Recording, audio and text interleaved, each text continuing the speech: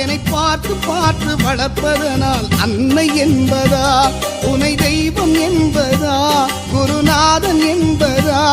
என்னை பார்த்து பார்த்து வளர்ப்பதனால் அன்னை என்பதா, உனை கடவுள் என்பதா, கருணை வடிவம் என்பதா,